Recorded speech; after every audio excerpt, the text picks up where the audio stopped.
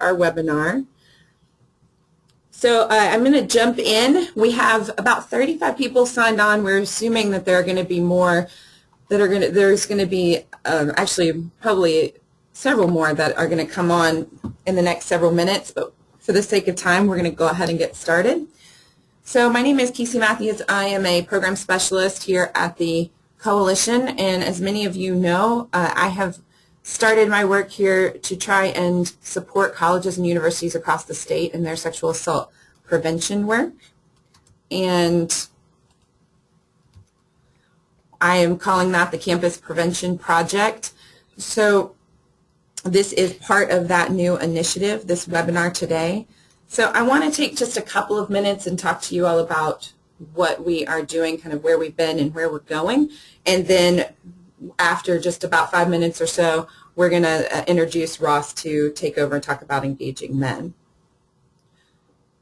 So many of you are on the listserv that I've created, but right now we've got approximately 200 people on college and university campuses across the state who are on a listserv that I'm sending out roughly bi-monthly, and that is including any kind of resources that I come across and also any kind of trainings like this one that we're putting out, or trainings that I run across from other organizations, free webinars, that kind of thing. So if you are interested in being on that listserv and you are not on it yet, please feel free to contact me. As a matter of fact, I'm going to send a follow-up email after this webinar, and I will include information on how to get signed up for that. We have been hosting roundtables. I've been hosting roundtables across the state this past semester talking about primary prevention, and I've gotten the opportunity to meet a lot of people. It's been a really good experience. There are going to be more to come over the next semester. We're going to be talking a lot about bystander intervention, and I'm just going to throw out there that if you are a college campus and you're interested in actually hosting a roundtable in your region, I would love to talk to you about that and about what that would entail. So just reach out to me. I want to make sure everybody knows about the bystander intervention kind of initiative. That's what we're talking about it, and that's the way I'm going to talk about it right now. But basically, we've received some additional funding, and we are putting that into trying to help support schools across the state in adapting bystander intervention programs and models for their schools. So right now we have a scholarship opportunity where we are taking 4 individuals from different schools to a training for bringing in the bystander, which is one of the bystander programs that has some of the most research behind it. So we're going to be taking 4 individuals. We're looking for people from a community college, a state college, an HBCU, and then a private school. And that's the team we're looking for to go to this training in Philadelphia. The training is in December, and all of your cost will be covered if you end up getting the scholarship. So that includes the curriculum fee to actually come back and implement the program. So I've gotten about 10 applications so far, and I'm going to send out more information about how to apply for that scholarship. Also know that if you apply and you're not chosen, we will be bringing back that information to Tennessee, and we will be conducting trainings over the next year for people who are interested in that program. We're also going to be offering a webinar with Step Up in January. Step Up is a bystander program from the University of Arizona.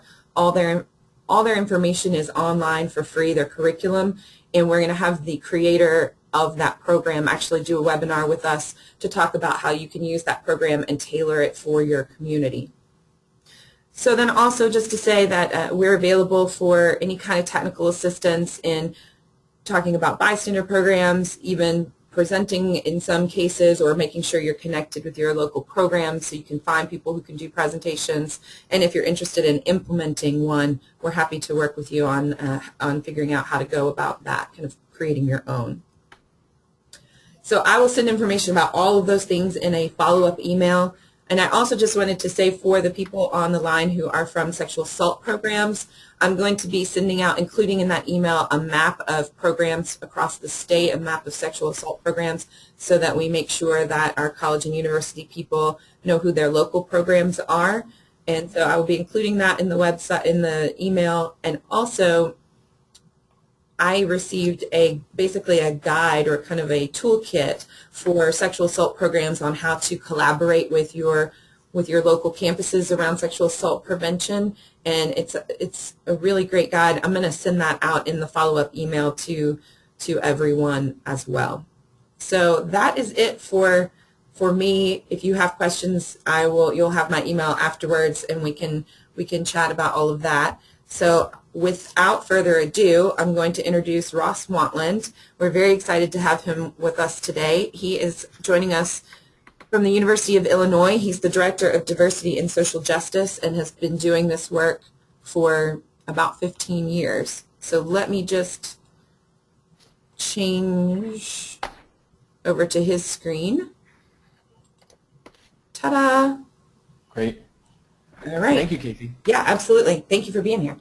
So like Casey said, my name's Ross Wantland. I currently work at the University of Illinois, and prior to the job that I have now, I was the coordinator of sexual assault prevention education here at the University of Illinois for about 8 years, and prior to that worked at a rape crisis center and a domestic violence shelter for a few years.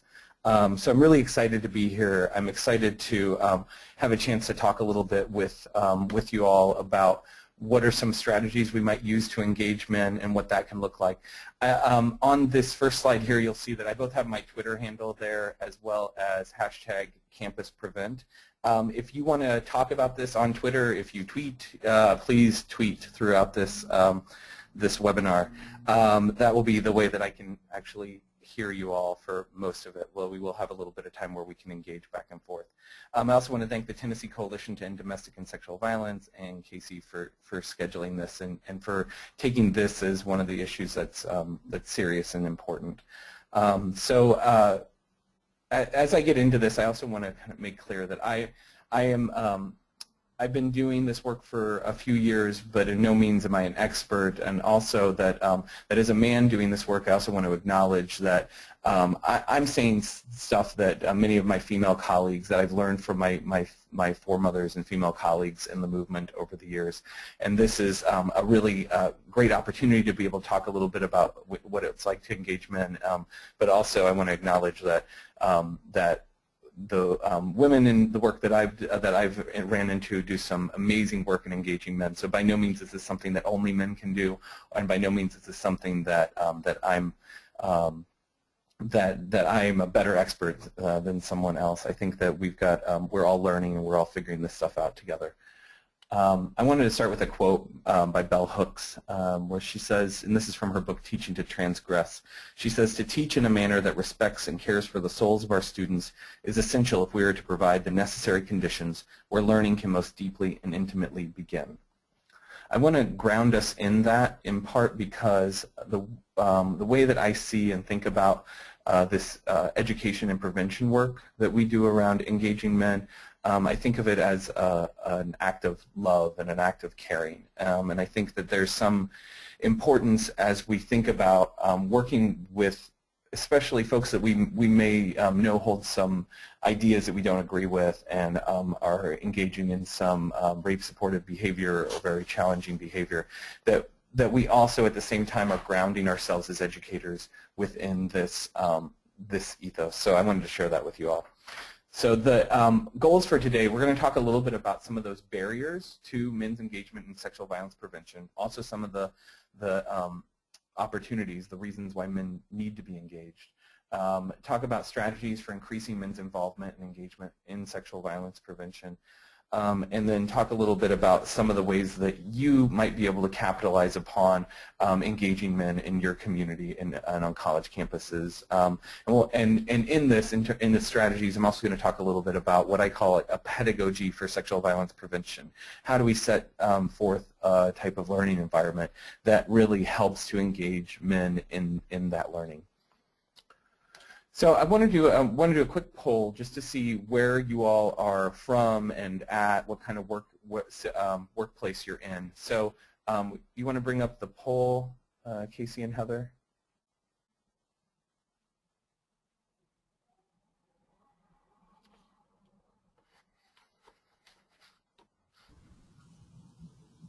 And I can't see the poll. Can you all see the poll? Yes, we can, and people are responding. Okay. So Okay, great. Can you see it now? Yeah. Nope. Okay, I'll give you a rundown. Responses are still coming in, but roughly you've got 44% college campus, 15% rape crisis center, 30-ish% other nonprofit, and 10% other government institution. Oh, and 3% now armed forces or military. Great. And you seem to be kind of staying in that. Now it looks like it's stagnant now. Yeah. Great, great. That gives me a good sense of what some of the places that you all are coming from. I came out of the nonprofit world and found myself working on a college campus, so I don't always speak the language of student affairs and higher education on college campuses, but I've been here long enough. So we can kind of talk about what might be some of the opportunities both from nonprofit world as well as from more of an institutional lens. The next question I have, what best describes your institution's current work with men? So there are 3 options. We know there are probably other things that you might describe, but if you had to choose one, could you choose, we don't currently present or engage men in violence prevention, college men in violence prevention. We have some opportunities or some programs that engage college men on violence prevention, and we have a regular and established program to engage college men in violence prevention. So we're going to open a poll and give you a chance to answer this one really quickly. Okay, responses are coming in. We'll give you just another second here.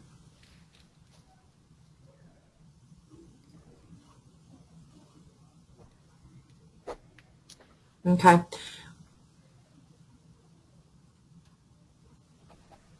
All right, we have about 30% who say we do not currently present, about 50% who say we have some opportunities, and 23% who say we have an established program. Great.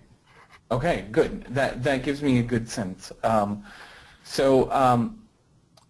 I started working at the University of Illinois, there weren't any. I would answer the top. I would say we didn't currently present to or engagement. I might answer the second one because we did do workshops occasionally, and men were within our workshops in co-ed spaces, but largely the focus wasn't on men as folks who would help or who could create change. We had a student organization that was a group of men that did a lot of how to support a survivor sorts of workshops, which were really helpful ways of building male allies and drawing men in. But this regular and established program kind of eluded us, in part because we didn't know how to motivate men into this. I want to tell a quick story. So in about the second or third year in my job on campus, I received some really helpful pressure from my supervisor to better engage our Greek system on our campus, Greek men on our campus particularly. And out of that, I'll talk a little bit about finding some models to engage men, but we created a class that trained men to be in fraternities, to be peer rape educators back to their fraternity. This was a year-long class, but we had some really interesting conversations, in part because I wasn't a member of a Greek system. I wasn't a member of very many traditional male groups. I learned a lot. One of the stories that I heard one weekend, and this is after we had already talked about dating violence and talked about some of the dynamics of sexual and domestic violence, 2 of the men in the class were friends who were in the same fraternity together, and they had returned from another campus where they'd spent the weekend hanging out with some friends and going to a football game. And they told this story to the class about how they had been at a late-night party at their apartment that was where some of their female friends lived, and some other women lived that they didn't know. And a woman that they didn't know, her boyfriend was there, and they got into an altercation, and he pushed her against the wall, he screamed at her, he yelled at her, and he started punching the wall next to her head, threatening her. And the 2 men in my class said very matter-of-factly, so we did what you told us to do. I grabbed him, and I threw him down on the ground and started choking him. And the other guy grabbed a chair and held it up above above his head in case this guy should bust free, and they would have some sort of a saloon brawl or something. I'm not sure what they were thinking. I was sitting there dumbfounded. All I could hear echoing in my head was, "We did what you told us to do." This was not what I had told them to do. I had never talked with them about this. For me, this, and I'll tell the rest of the story later, but this to me illustrates a little bit about some of the messiness in terms of what we're asking men to do, about what intervention looks like, about what it means to interrupt violence, and about what it means to understand some of the larger systems that support abusive relationships, sexual violence on our campus. You all have a question box on your screens. I wonder if you can go to that and just answer this question. So thinking about rape prevention for college men, what are the reasons that college men should be engaged in rape prevention? Casey's going to read off a few of some of the statements that come across.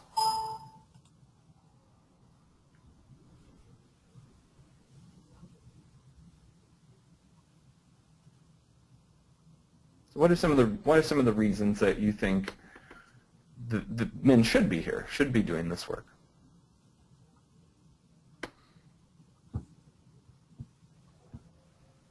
Oh, here we go. Now we're starting to get some. So let's see, 98% of perpetrators of gender and sexual violence are men, whether the victim is male or female. They represent half of the population. Proactive education prepares men to be successful members of society so that they can model the way for future generations. To be included in the conversation about prevention instead of feeling they have to defend themselves against accusations. That's great. Mm-hmm. Men are responsible for much of the violence performed against women. Right.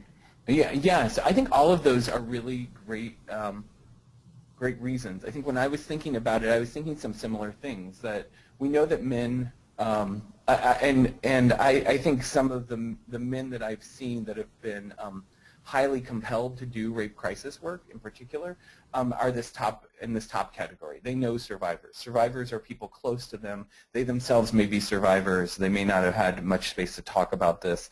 That men also are in community with perpetrators, which I think is a really it needs to be acknowledged, and we need to be training men in order to figure out ways to address perpetrating behavior and all of the precursors to perpetration.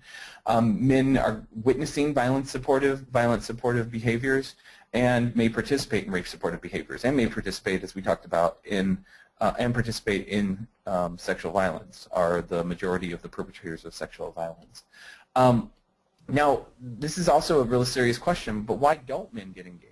You know what? So again, if you can go to your question box, what are some of the reasons you feel like men either choose not to get engaged or don't get engaged in rape prevention? And Ross, while we're waiting for the answers from that, I can give a couple of the others that came in. Yeah, thanks. Men should be included in the work because it's a public health issue and it's not just a women's issue. Men must be included in this work. Ben Morton from, I think, the University of Memphis says, "Hi, Ross. Men need to be at the table. Their perspective is valuable. They add to the conversation. They must be part of the solution." And a couple of people have said that your voice volume is going up and down, so just as a heads up. Okie doke. I don't know if that has to do with position of your mic or whatnot. Okay, so in answer to your question, you've gotten, in terms of why men don't get engaged, we've got peer pressure, need to fit in. They don't understand what we're asking them to do. It's a really good one. Some men don't know how to get involved. They think they're not part of the problem. They don't feel it directly affects them. There's not a clear opportunity offered to them. Men, oh, this is interesting. Men don't know how much power they have towards prevention. One person says, "I hear it all the time. I'll never rape anyone." I'll give you one more here. They don't think they'll make an impact. Yeah. When I had an opportunity to do some focus groups with men in the Greek system on our campus about what were their thoughts on sexual violence. We framed it really broadly, and we went in part thinking, I want to know what their take would be on a peer-led sexual violence prevention program led by their own colleagues, their own fraternity members. But we started out very general. We asked them, what do you know about sexual assault? What concerns you about sexual assault? We started with the assumption that they might be concerned about sexual assault. And what we found out was that the men in these groups were much more concerned about sexual violence than I had predicted. I didn't predict the level to which they were very anxious and worried that someone might get hurt in interacting with their program. They also didn't want their program, their organization, to be in trouble. So they had that. It was twofold. They wanted to protect people who interacted with their organization, but they also wanted to protect their organization. But so they cared about it. They wanted to do something to change. But when we asked, what is it that causes sexual violence? What is it that we can do to prevent sexual violence? They had very stock answers that were about posting someone at the stairs to interview drunk people about their intentions before going upstairs, or doing other things that were maybe structural to their parties that would address the some people for committing sexual assault, but not necessarily seeing it as a larger issue, as something that that their education could deal with. And also some of the reasons that they said violence happened was because of women's behavior. I don't fault these men for their beliefs. I think that they've been in a society for 18 to 20 to 22 years teaching them that this is why rape happened. This is how you stop rape, is to keep the potential victims away from the perpetrators. But largely they hadn't been asked to be someone who was engaged in the solution. So some of the reasons that that I think I really echo with what you all are saying, that they didn't see that rape hurt them. They saw that rape hurt some people in their lives. They didn't see it as a social problem. They saw it as something that an individual person who was sick or crazy or maybe too drunk had done this thing to somebody else, but it wasn't something that any larger structure needed to address.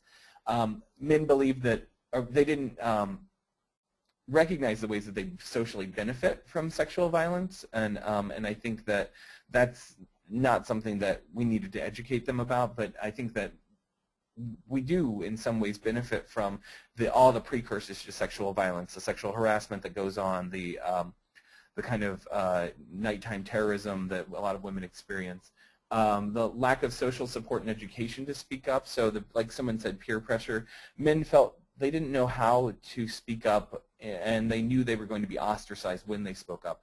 And they also, as I said, were never approached as agents of change. And I started to frame this to them. I started to say, you know what, do you ever notice that when violence happens, sexual violence happens within the Greek system, that some of the first reactions are to change the behavior of the women in the community, and that comes from a lot of different places. And the men in the community aren't largely approached as someone who would want to make a difference or who would want to create change or think in a larger structural way about how violence happened. And that on some level, I wanted them to think about how that was really offensive and awful to them, because it was assuming that men would always rape and men didn't care about rape. And so framing it to them that of course they have ways and reasons they should care about rape, and that there were some opportunities that they could have via this education. I'm going to talk a little bit about some of the critical elements for men's rape prevention, men's engagement in rape prevention, or the rape prevention education that men should receive. As I think about some of the things that have been really critical, both for my own journey in understanding sexual violence better, as well as for some of the other men that I've worked with, I think these are four broad areas that we have to help unpack and understand the dynamics in the spectrum of sexual violence, seeing sexual violence not simply as the occurrence of rape and the most egregious kinds of rape that might make it into the newspaper, or most spectacle types of sexual violence that make it into the newspaper, but also to talk about the everyday behaviors that would fall on the continuum of sexual violence. To have an opportunity to unpack masculinity and all-male group dynamics, to think a little more strategically about how that was playing out in their lives, to approach men as allies, as agents of change, and to provide space for them to struggle, to be challenged, and to be supported as they go out to do some of this prevention work that we need them to do. When we talk about understanding sexual violence, I think there's some disconnect oftentimes in terms of what sexual violence is. I've got some images here from Project Unbreakable that were phrases said by perpetrators to these folks here who are survivors of sexual violence. To know what sexual violence looks like and to know a little bit about the dynamics of sexual violence.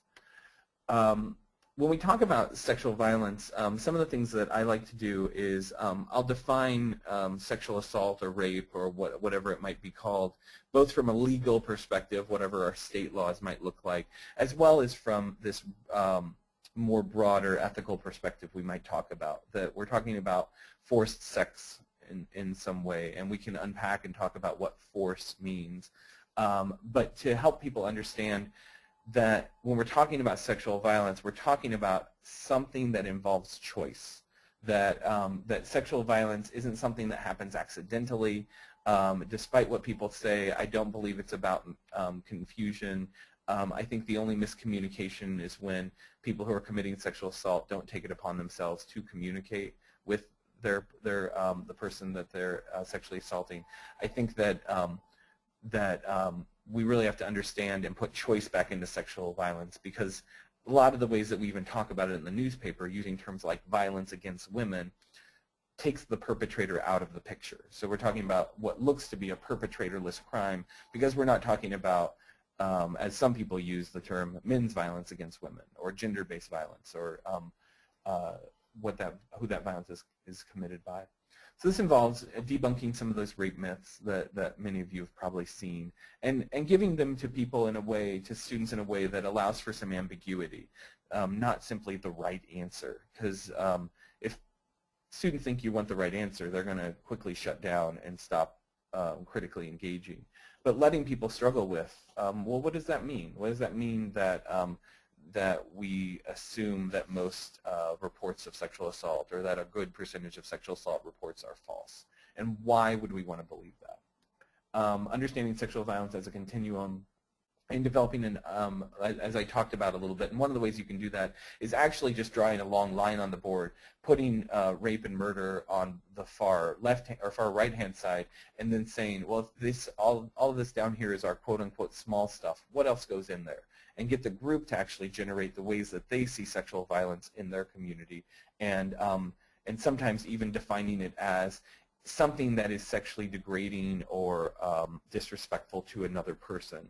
That even may allow people to think more broadly than simply sexual assault. In the ways that I define sexual violence, I see that as the bottom layer of a pyramid that supports what may occur less frequently, but is certainly only allowed because of the jokes and the everyday language and the sexual harassment that's maybe verbal and nonverbal that goes on in the environment. There's some interesting research that's about rape supportive behaviors in all male groups in particular that Schwartz and DeCasaretti have done. And some of the things that they see is that when you look at group membership, but you also look at groups of men who engage in rape supportive behavior, which maybe is the small stuff on the continuum of sexual violence, that that group membership, like belonging to a fraternity or being part of an athletic team, actually falls out of the picture. It's not the most important piece. What's most important is having a group of men around you who engage in rape supportive behavior. That's the biggest predictor to perpetrating sexual violence. And so I think it's really critical that we talk about this small stuff and talk about the ways that this small stuff actually supports a culture of sexual violence, where maybe I don't say that you should rape someone, but I create an environment where it seems more thinkable that sexually assaulting someone might be possible. And then developing an understanding for how rape operates in society. One of the things I've done more often than not when I've got a group of men who are really struggling with sexual violence, struggling with rape myths and victim blame, is to frame it to say, so what if all of this were true? You don't have to believe it, but what if somebody was sexually assaulted who never asked for it and never deserved it and didn't want that to happen, that they had no control over it? What would that mean? I just need you to sit with what would that mean. And usually if people can sit silently for a bit, someone will say that would really suck.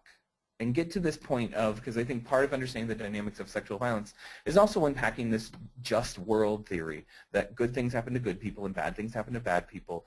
And if we can get to this point of what I feel like is really an emotional block, that if this could occur, that would be awful. And maybe it's that I don't want to believe that this could occur. And that's what's keeping me from thinking in a broader way about what it means to support survivors, or what the occurrence and perpetration of sexual violence looks like. I think another piece, as I talked about, is we have to understand masculinity and think about how masculinity operates in men's lives. An activity I love to do, and will do any and every day if I could, is an activity by Paul KIVEL that in his book, Men's Work, he talks a lot about the gender roles, and this is called Act Like a Man box. And in the Act Like a Man box, the group generates what is it that men are, or men are supposed to be in society. And we start to generate this notion from the group themselves about what society says men should be. Now this isn't necessarily how they individually live their lives, but just about society's pressures. And then drawing a box around that, we start to talk about what are some of the things that happen to men when they don't fit in that box. And we get to not only a lot of language and words that they get called, but also what are some of the behaviors and things that occur to them? What is the ostracization that they experience when they are seen by men invested in this box as not fitting within that? And what are the ways that we could even see the sexual assault of men as a homophobic and gender reinforcing extension of this man box, and thinking about beating up and being teased. One of the things I ask men to do as they've generated this is to think about how many of them have been told or have learned that someone is out there perfectly doing this gender. Everyone will admit that they don't fit entirely within this and fit all the time, but then they'll also start to reflect on the pressure that exists to fit into this gender and this role that's unrealistic and doesn't fully describe who they are. So thinking about this, the way that we've been taught to live up to this ideal, the ways that every man has both received the behaviors on the outside and has also inflicted them upon others. And it's a nice opportunity also to talk about what does it mean to inflict that upon others and why would someone do that. And groups are very quickly able to describe how calling someone else a name means that maybe you won't look at and question my masculinity at this point in time.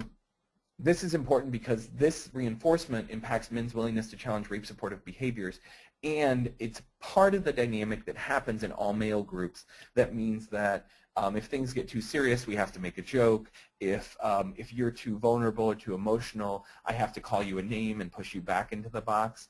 And it's some of the all-male group dynamics that lead to people silently disapproving but maybe not stopping a set of behaviors within a group. And this rape-supportive behavior, if you look at within the box, is what it means to be a real man, which is it's pretty problematic. So I think oftentimes groups, when they start to change, have to redefine what it means to be a man. Some of Peggy Sanday Reeves' work on fraternity gang rape talks about some of these countercultures that some all-male groups can create and how they redefine what it means within their space to be a real man. The other thing that's really useful about this activity is that men and boys usually have not thought about the way that this role impacts their lives in a critical way. They haven't had it all laid out in front of them. They've learned this all separately, but it's been rather invisible to them. And it also really helps men feel heard. And it helps them feel like they're being they're being personally taken care of and thought about in this process. While it also talks about how this individual hurt that might come from this gender role, it also allows you to talk about how on a larger scale it might also promote this behavior which gives men some benefit on the whole and keeps men in charge or in control. And so it opens some conversation, as a colleague of mine used to say, to talk about how this sets the stage, these gender roles set the stage for sexual violence. I think we also need to think about approaching men as allies and as partners. And here are some examples that are out there currently that some of you may have heard about. Mentors in Violence Prevention Program through Northeastern University in Boston that Jackson Katz and others have created and have done an amazing job with. And the Men of Strength Clubs, which is a very fascinating group that Men Can Stop Rape runs, that are 16-topic sessions for young men and both high school and college men to engage in some of these critical conversations around not only unpacking masculinity, but talking about what their role needs to be as allies to women, as people who care about preventing sexual violence. I want to talk really quickly about the Fraternity Peer Rape Education Program that I mentioned earlier. The Fraternity Peer Rape Education Program, or FPREP, as I think I may have been the only one that called it, as we called it, was a year-long course for men in fraternities. This was based off of a program by Deborah MAHLSTEDT out of Westchester University, where she had been operating a very similar system. And I think in the last 15 years, we've seen several other campuses adopt systems like this to engage either just their men in their Greek community or their men and women in their Greek community as people who then receive a deeper set of education about sexual violence dynamics, and then are also expected to do some education and presentation and crisis intervention and support while getting support and supervision from someone within the institution. This program had buy-in from Fraternity and Sorority Affairs, hello Dan Bureau, who's out there in Memphis, and our Women's Studies program, and from several of our Greek councils, doing this focus group and going in and kind of genuinely asking what they thought. Several of those organizations, after the focus group, said, we want to do something, we want to be involved with this. These men received training to be facilitators for their workshops to their chapters. Oh, I didn't mention this real clearly, but the Women's Studies Department buy-in was to give course credit. So this was a gender and women's studies course of men in fraternities. So that was a pretty fascinating dynamic. And it also was counter to traditional ways of engaging men in fraternities. A lot of the workshops I had done before, I would go in, I would present, but I was very much an outsider for the group. And although they might be really polite and applaud at the end, there was no sense that the learning would be useful, or that there would be a deeper set of applied understanding to how they might use the conversation that we had just had in their everyday lives. And so this was counter, because it was actually engaging men in a dialogue about how they saw sexual violence around them, introducing information about sexual violence, and then allowing them to define what were the issues they saw within their organization. This is a little bit about MAHLSTEDT'S Fraternity Violence Prevention Project model that we used. She calls it a minority influence model, so training members who have influence, who can influence their houses from the inside out. In a lot of ways, peer education on college campuses means you grab a few people on your campus and have them go do workshops for the rest of campus. But they're only peers by virtue of being students on the campus with these, with the rest of the campus. What we found in this program is that this was a much truer and messier peer education model, because they were going back home effectively to do these presentations and to engage in these conversations.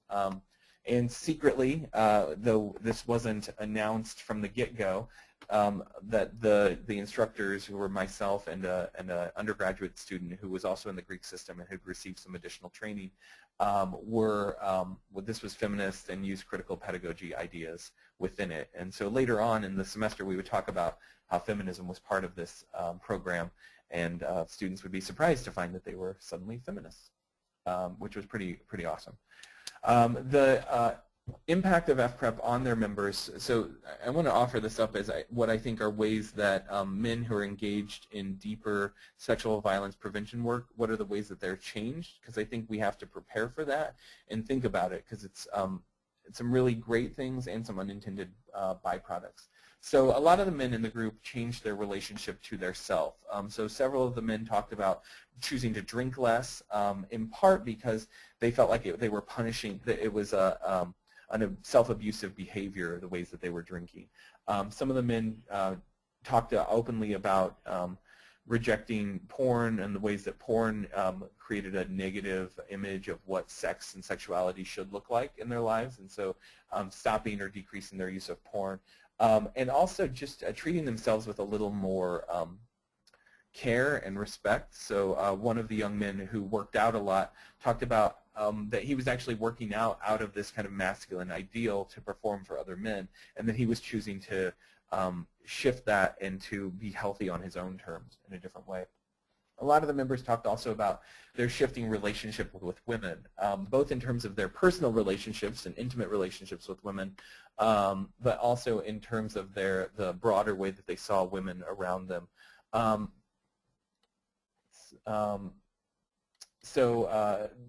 Let's see, find a quote from them. One person talked about this a little bit in his sense of increased responsibility. He talked about being a watchdog. He would go out to the bars, he would drink less because he wanted to watch out for his female friends. And he would be kind of hyper vigilant about where did they go, where did this person go.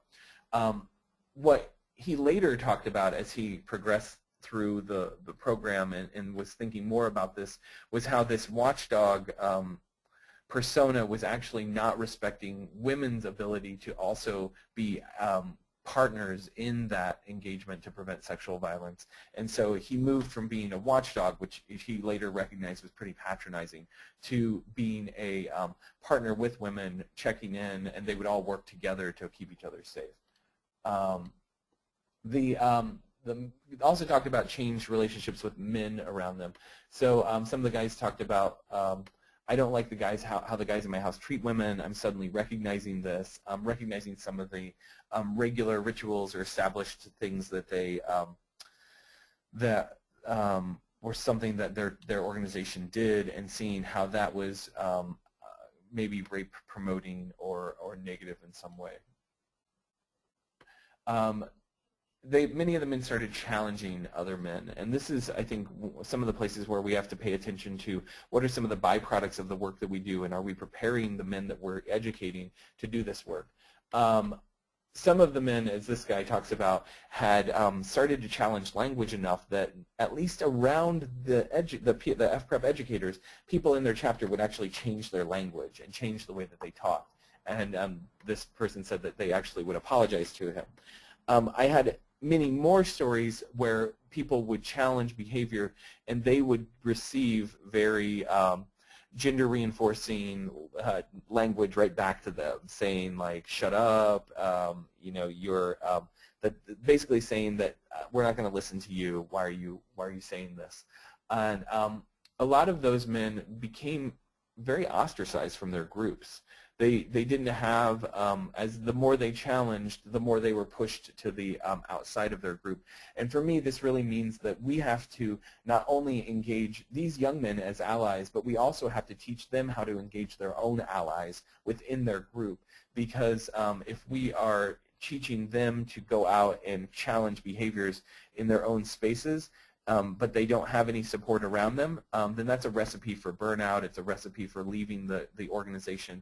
And over the 6 or 7 years that I taught this class, I probably had 4 or 5 men who left their organization because they started to recognize this disconnect between what they believed and how they saw sexual violence and sexual violence prevention and what they felt like their organization saw as important. One young man found a fairly clever way to challenge his friend, who was, I think they were sitting together drinking, and his friend was commenting on women who walked into the space, and he said, you know, that's how would you like it if someone sat over there and they were like, hey, they pointed at his friend and said, hey, look at that scrawny piece. I bet he's a horrible lay. and how he just said, you know, you don't want to sit here and talk about other people like they're pieces of meat. Let's just play cards. So just very kind of low-key ways to say, that's not cool. That's not what I like. That's not what I want to do. And offering some other options. I also had a lot of stories of men within their organizations who would take a stand against pretty large-scale behaviors that were going on. Within the first year of the class, my teaching assistant and some of the other members of the class came back and informed me that they had to take a big stand when they arrived for an event, a bar crawl that their fraternity was going to do, and the house had printed up T-shirts that said, had an adult man holding the hand of a little girl on the front side, and on the back side said, "Our brotherhood is tighter than your little sister." This, the students who were in the class very kind of accurately named that as not only sexual violence promoting, not only rape promotion, but also child abuse and really kind of making light of child sexual abuse. And they spoke up and they challenged it, and they got a lot of pushback from their group who said, hey, we've spent all this money on these shirts, these are our shirts. These young men who were seniors in their organization said, we are going to deactivate if you wear these shirts out. They actually made a stand like that, which was a really big big thing to say, that they would no longer be members of that group. And in the end, the group decided to change the theme, said we're just going to wear sports jerseys out, we're not going to wear these shirts. It seems like a small thing, and in some ways I was horrified when I heard this story the first time, and to know that this had gone through some sort of formal process to agree upon this design. But to know that there were some people there who were on the inside, who were in the spaces that I would never have been in, who were making that change. Okay, with the time we have left, I want to talk real quickly about what it means to have a pedagogy of rape prevention and what that looks like, particularly when we're talking about engaging men. Some of you may have seen the Davis, Parks, and Cohen article on creating a spectrum of rape prevention. If you haven't, it's in the resources at the end of this. When we're talking about the kinds of engagement like FPREP or like other ways that we can more uniquely and individually engage men where they're at and in their lives, we're talking really about these top two levels, about building their individual knowledge and skills, and also promoting a deeper sense of community and community education, so that they're working to be well, watchdogs, or people who are conscious about their community around them and how that community might support sexual violence.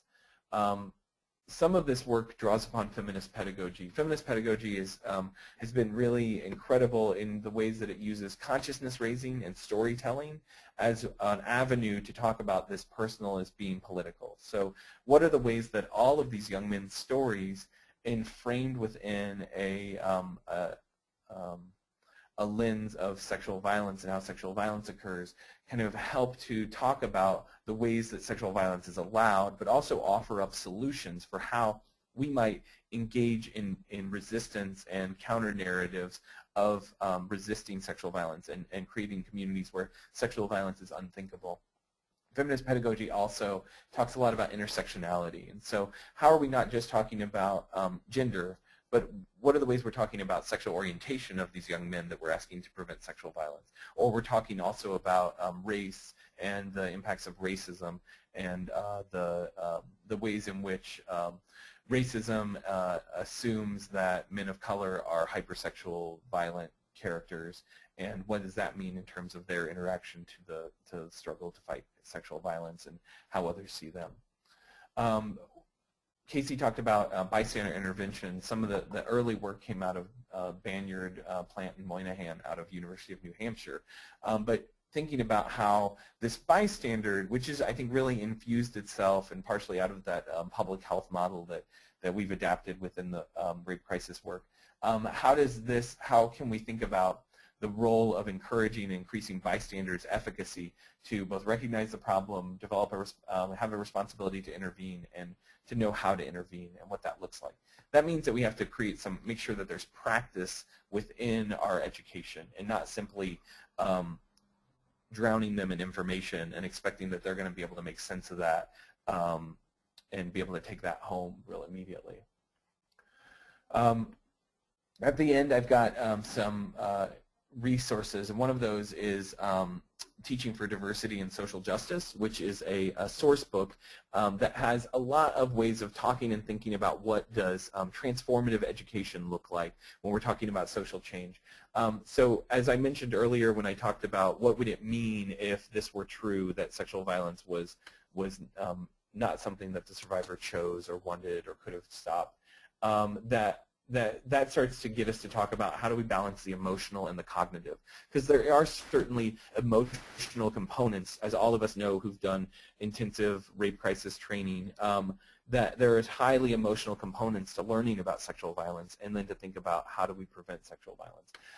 Talking about the personal and the systemic, that we can't just talk about how this is an interpersonal thing between two people. This is also a larger system and community issue. And then also, what are the ways we can use reflection and personal growth as parts of this education? This means thinking about education in a more deep way and really not a one-time way. I'm going to buzz through this. Something that's also important for me is thinking about critical humility. As someone who does education, I want to make it very clear that I'm not someone who is an expert, but that I am constantly understanding how to be aware that my knowledge is partial and evolving. If you read Men's Work by Paul KIVEL, he tells this fascinating story about how when he worked with the Oakland Men's Project, they wanted to go in and talk to men about how men were really awful and how men perpetrated sexual violence all the time. And what they were finding out from these men that they were working with is they didn't feel like they were in power. That power wasn't something that they felt like they experienced on a daily basis. And that was partially due to the way that dominant identities work as invisible, that he was talking to junior high and high school men who were also struggling to deal with ageism and racism and heterosexism and other things. And so part of this also means that when we go and do this work, we can't be punishing them for maybe, like as a man, sometimes I might really want to distance myself from these young men who are engaging in rape supportive behaviors or language because I don't want to see the part of myself in them. So this critical humility piece asks us to see the part of ourself within the other, the people that we're working with, so we can better understand what's motivating them and also give them better options and solutions for preventing that violence. So this means, to sum up, meeting people where they are, recognizing some of these emotional and cognitive factors, practicing self-awareness for ourselves and asking the group to practice self-awareness and reflection. Thinking about, as an article was published last year, about how do we call in a group and keep people accountable while we keep them within community, rather than calling someone out where we maybe push them away or challenge them around their behaviors but don't maintain their connection to community while we do that. And also with this education, it also means trusting the process, that when you have more than one shot with a group of people, you don't have to solve it all in the first session. You have other sessions where you can come back to it and you can ask them to continue thinking about it, and that in that process we trust them as learners and trust them as people who would care about these issues.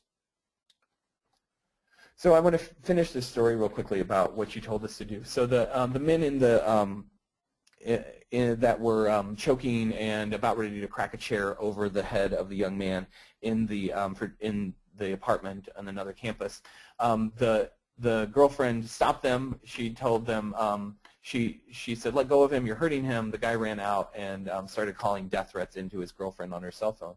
And so these guys said, "You know, we weren't sure what to do, so we played a drinking game with her." Okay, well, okay, all right. And then she was tired, so she went to bed. And then her roommate started talking about how she was stupid for staying with him, and it was her fault that she was getting abused. And so these young men stepped in, 3, 4 in the morning, probably highly intoxicated, and had a conversation about what it meant to be a supporter of someone who was in an abusive relationship, and how the dynamics of an abusive relationship meant that the abuser was pushing you away, and what that isolation meant for her, and how could they remain connected to her even while this abuse was going on. And they followed up with a conversation later that next morning when everyone woke up again at breakfast. what I'm amazed by and think about a lot is the ways that these young men are in spaces where we aren't. And so when we engage men in this prevention in a transformative way, we create more people who are out there in spaces that we're not, in these all-male locations sometimes, but also in other locations, to be able to challenge and support and to create new ways of interacting with each other. Sometimes in messy ways, sometimes in uncomfortable ways, but also in pretty amazing things. So we talked about this, engaging men where they are, approach them as agents of change. Building, when we talk about developing resources, I just wanted to put this in there because we might be thinking about how do we do this, and there are definitely ways that we can approach our allies in the campuses around us and find people who have intersecting concerns about men. So I'm thinking about fraternity and sorority affairs, I'm thinking about athletics, I'm thinking about cultural centers, I'm thinking about academic support services, that there might be, and public safety even, places who have some concerns about helping men out and might be interested in partnering with you. Doing some evaluation to create some buy-in, and then strategically engaging partners in some conversation about what that might look like. That's a very quick summary of some of the ways of talking about engaging men. I want to open it up for questions if anybody has some questions that that we can address in the next 5 minutes or so. All right, I've got one for you. It says, thanks, Ross. If you had resources to go to one conference or training on these issues, where would you go? Oh, that's a good question. So I don't know. I'll say that. I've been a little bit out of the work. My direct day-to-day work is in sexual violence prevention. I always found that the National Sexual Violence Resource Center, CDC conference, was one of the most helpful for me because it offered a real breadth of work. And at that time, at least, a lot of the college sexual assault prevention educators were going to that conference. And I was going to that conference rather than engaging in other kinds of student affairs or higher education work. So that was my favorite, but some of these others that have been popping up, like the ATIXA Scope conference, I think also have some really interesting things going on for them.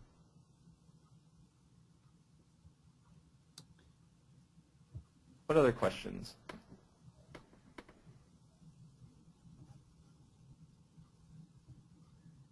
I will also say that that some of these other trainings that specific organizations do can be really helpful. I attended the Mentors in Violence Prevention training years ago, and learning more about their model was very useful in thinking about both how that direct program worked, but how I might adapt it or do other things with that bystander intervention. And then Men Can Stop Rape have some pretty phenomenal activities and exercises and trainings that they do. That are also pretty useful. Okay, one more question. Thoughts on how some of these issues affect the LGBTQ community? Yeah, definitely. So I think that what I've found is that if you find the right spaces, you can definitely have these conversations in the LGBTQ community. There are a lot of survivors in the LGBTQ community who are hurting and don't have a place to talk about that because the conversation hasn't been addressed within community. And oftentimes organizations or resource centers will be willing to open that conversation up, but I think it's going to be, what I've found is it's really important to provide safe space and referrals where people can go and find someone who they know they can talk to and can trust that they not only understand sexual violence, but also some of the issues they may experience as queer survivors. I think that also then on the flip side, we've got some perpetrators running around in any community, but in those communities who may be operating unchecked, like happens in every community.